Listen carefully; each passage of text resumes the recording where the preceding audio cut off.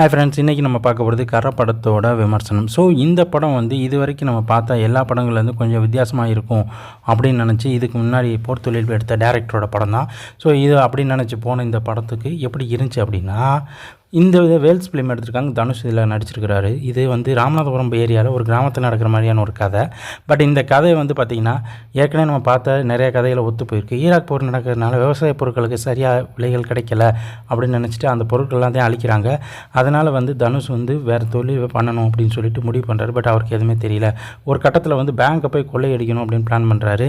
அதாவது இவங்க அப்பாவோட காட்டை வந்து பேங்க் வந்து ஜப்தி பண்ணிட்டு போயிடறாங்க. ஸோ அந்த ஜப்தி பண்ணதுக்கு அந்த பேங்க்கை பழி வாங்கணும் அப்படின்றக்கா பேங்க்ஸ் எல்லாத்தையுமே கொள்ளையடிக்க ஆரம்பிக்கிறாரு. ஸோ அப்படி கொள்ளையடித்து அவர் ஒரு கட்டத்துக்கு அப்புறம் அப்பா கேசரி வைக்குமாறு இறந்து போனதுனால அங்கேருந்து லவ்வருக்கு கூட்டிக்கிட்டு போய் இட்லி கடை வச்சு வாழ்க்கையில் முன்னேறணும் அப்படின்னு நினச்சி போகிறாரு. ஸோ இதுக்கிடையில் அந்த பேங்கை கொள்ளையடித்ததுக்காக அவங்கள தேடிட்டு போலீஸ் வருது.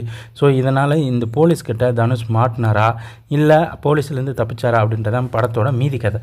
இதில் வந்து கருணாஸும் அதுக்கப்புறம் கேஎஸ் ரவிக்குமார் அது மாதிரி நிறைய ஆக்டர்ஸ் இல்லாமல் ஒரு சில பல ஆக்டர்ஸ் வந்து முக்கியமான கெஸ்ட் ரோலில் இருக்காங்க. கேஎஸ் ரவிக்குமார் இந்த படத்தில் வந்து முக்கியமான ஒரு லீட் ரோலில் இருக்கிறதுனால அவர் மேலே அந்த படம் ரொம்ப பயங்கரமாக போகுது அப்படின்னு தான் சொல்லணும். இப்போ மற்றபடி இந்த கருத்தில் இருக்கிற தனுஷ் கருணாஸை தவிர வேறு யாருமே இதில் லீட் பண்ண முடியல. படத்தோட கதைப்படி அது வந்து ரொம்ப மொக்கையான கதையாக தான் தெரியுது. ஏன் அப்படின்னா இது ஏற்கனவே தங்கமகன் மட்டும் இட்லி கடை இந்த 2 சீன்லேயும் இருக்கிற நிறைய சீன்ஸ் பை சீன்ஸ் இதில் இருக்குன்ற மாதிரியே தெரியுது.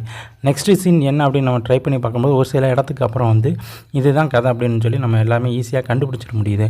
போலீஸாக வர அதிகாரியும் வந்து கடைசியில் அவரை பிடிச்சாரா இல்லையான்ற ட்விஸ்ட்டோட தான் இந்த படத்தை இது பண்ணுறாங்க.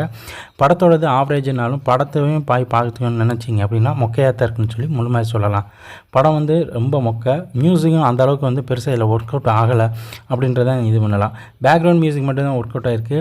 சாங்ஸ் எல்லாமே ஒர்க் அவுட் ஆகலை அப்படின்றதான் இந்த படத்தோட ஃபுல் டீட்டெயில்ஸ் ஆஃப் அப்டேட். கரை படம் வந்து தனுஷ்க்கு ஒரு கம்பேக்காக இருக்கும் அப்படின்னு நம்ம நினச்சோம்னா கண்டிப்பாக அது இல்லை அப்படின்னு தான் சொல்லணும். ஸோ நெக்ஸ்ட் வீடியோவில் மீட் பண்ணலாம். நன்றி, வணக்கம்.